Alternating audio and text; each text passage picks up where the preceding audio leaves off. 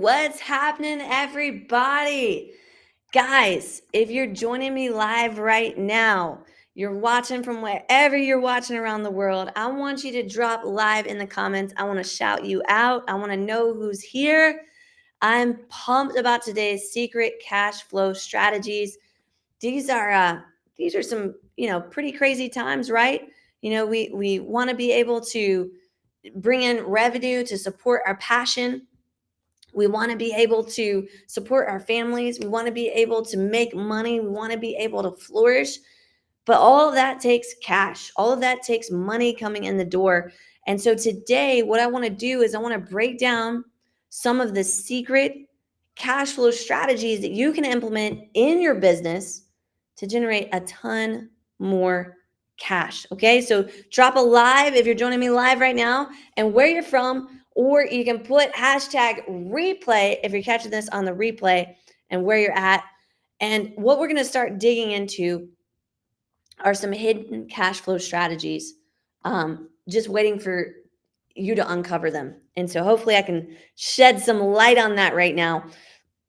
The first thing that we want to think about when it comes to cash flow strategies is we think about charging what you're valued at, not what is comparable to other people in your area. A lot of times when I'm working with clients inside the 7-Figure Dojo program and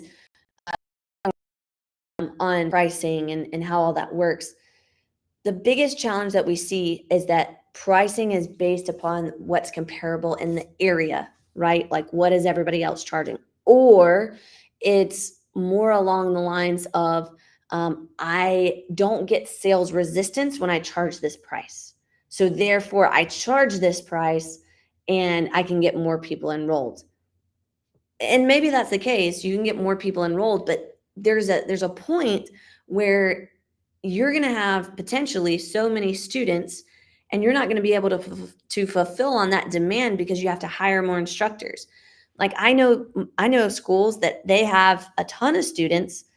They also have a ton of overhead and they're not making any money. And the reality is that you don't need all that overhead if you price according to what you actually should be pricing. And that's going to eliminate how many students you bring in because not everybody's going to pay you that price, but you're going to be more profitable. Numbers, how much cash that you bring in isn't the most valuable or the most important thing. It's how much money you keep at the end. It's about being profitable, right? So the very first thing I want you to do is I want you to look at what's my overall profit look like? And am I charging enough money to be profitable?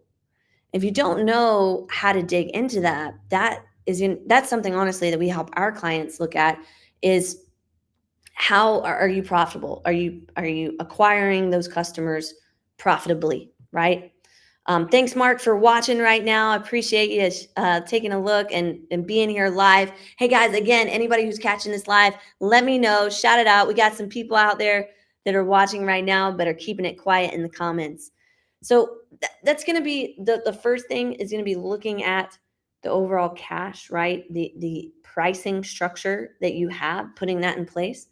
The second thing is that you need to really start thinking about, do I only have memberships? Do I only just charge somebody to get started and I don't charge them anything else? Like I don't do anything else to get them going, in the program or in my school.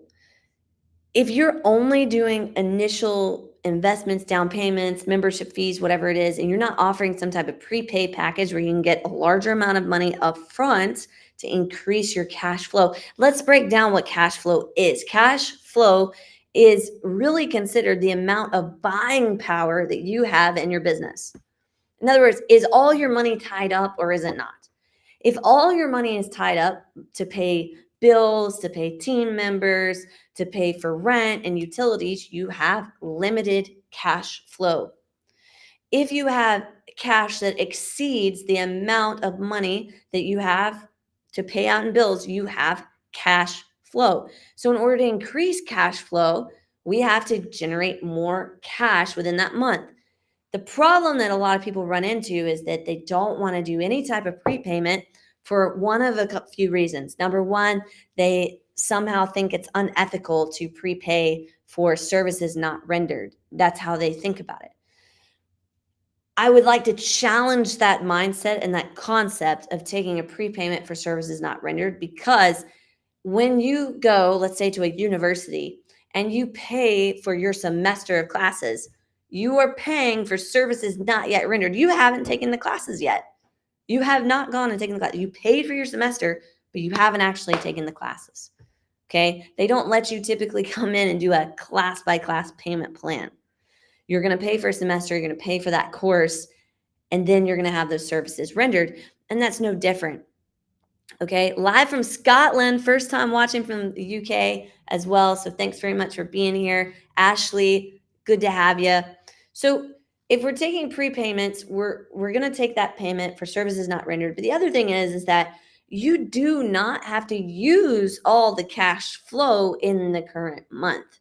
So if you take in an excess amount of prepays, don't blow it all. This is the number one reason why there's a myth about taking prepays, is that I have to get rid of the money in the month, right? I have to do it. No, you don't. You don't have to spend all that money. And you also don't have to reinvest that money into your building, into buying better equipment. You can simply let the cash, the residual cash, the cash that's left over in your checking account, you can just simply let it build and grow and climb, right? Monica, thanks for being here from Colombia. Thanks very much.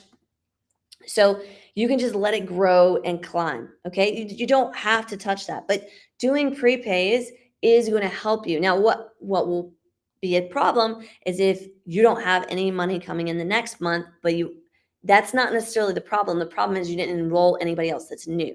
As long as you're enrolling new people and you have a back end program that they can then join to continue, that's a longer program, that's a longer length of time, that most likely they're going to do monthly payments, it will sustain your business in the back end. So this is a strategy. This is a cash flow strategy that you want to think about when it comes to getting more revenue in the door. All right. Now, some strategies that can overall enhance or boost your earnings is, I want you to think about the fact that you run multiple businesses within your business. Okay. So multiple businesses within your business. Are you only focused on just students and enrollments right now? Are you only focused on that, right?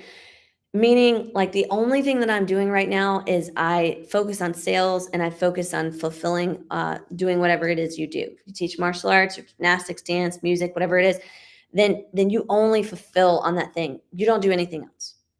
Well, you need to start expanding into multiple businesses within your business. Let me explain what I'm talking about. What kind of retail? You should have a retail business within your business. I'm not talking about paperwork and an LLC. I'm talking about just how you think about it. So, how do you think about it, right? You have multiple businesses inside your business. You have marketing, sales, and fulfillment around retail. You have marketing, sales, and fulfillment around your events. You have marketing, sales, and fulfillment around, do you sell like courses or things like that? What type of businesses do you have within your business that are lacking marketing, that are lacking sales, and that are lacking fulfillment? You don't have to do all at the same time, but you need to pick one and you need to go all in on it. So we actually have clients that are part of one of our programs that we have inside of 7FD, and we provide them with an entire kit so they can go and they can host an event, they can make it profitable within that next coming month. It's called our Elevate program. And so what they're doing is they are hosting an event. It provides all the marketing for them, the sales process of how they actually sell the event, and the fulfillment is on that business owner to fulfill. And we give them an outline of how to fulfill on that. You need to think about it the same way. Marketing, sales, fulfillment. How do I wrap that up? What are the different income streams within your own business that you have that you've just not tapped into? This is going to allow you to have multifaceted growth. Okay. The other thing that I really want you to think about when it comes to increasing cash flow is to think about unlocking the full potential of your business by seasonal type things that you're going to do. Okay. So, seasonal type things. We have a lot of clients right now that are running our Black Friday sales play. We had one of our clients that generated $8,000 within a day by doing the Black Friday sales play. And the amazing thing is that if you think about seasonal types of things that you can do, seasonal activities, you can generate seasonal cash flow. Right now is a season of buying presents, Christmas, all of that. So can you push something out there to your existing students or to the community that's going to bring people in? Okay? You're going to do something like that. What about the new year? What are you doing for the new year that's going to bring people in? Okay, do you have that strategy in place? What are you going to do for the springtime? What are you going to do for the summertime? What are you going to do for the fall? What are you like? If you start thinking about your strategy overall, your long-term strategy for success with these seasonal opportunities, now I'm not just running my business day to day. Now I'm running my business multifaceted with full potential and generating seasonal and recurring revenue cash flow. These strategies are really going to help you be able to generate a ton of cash and to keep that cash in your business. The lesser known tactics that can really transform your cash management, I'm going to give you one right now, which is the first one is to be able to redeploy a piece of that profit into paid advertising. So you just have this cycle where I've got profit coming in, I get a new student, they give me more profit. I've got profit coming in, I get a new student, I redeploy that profit. And you just keep doing it over and over, and it creates a snowball effect. So you have more and more students. And a lot of that can be accomplished through marketing. Right now, you're going to pay more than you're going to pay at any other time of the year for paid advertisements, but the new year is coming, and that's when most of the big box, the retailers are trying to sell everything online. They're going to pull out of Facebook and Instagram advertising, and you're going to be right there. So that's going to be one way that you can redeploy the profit from a new student enrollment back into paid advertising. The other thing that you can also do to make sure that you're really focused on this cash management for your cash flow is taking a portion of that cash that you generate and putting it aside into an interest savings account, a savings account that generates interest. I know that for those of you who aren't in the US, I know that these are a little bit harder to come by. But here in the US, you could take a portion of the money that you're generating and you can put it aside into account. That's going to grow every single month. You can then, in the months where you have a lower time, you can take that cash, you can drop it right back into the business.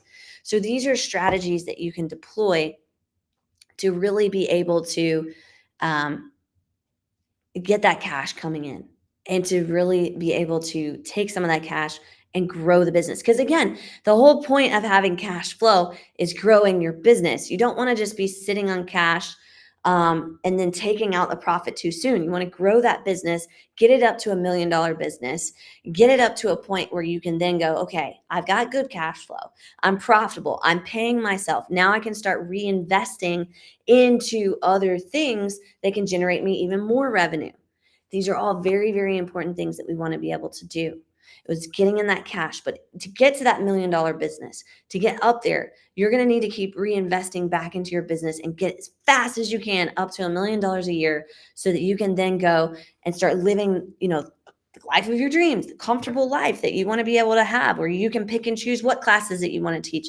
You can pick and choose what activities you want to do, and you can pick and choose what is most interests you that you can go and continue thriving in. Hey, listen, hopefully you really enjoyed this. If you did, the only thing I'd ask for you to do is just drop in the comments, value bomb, if you found this valuable.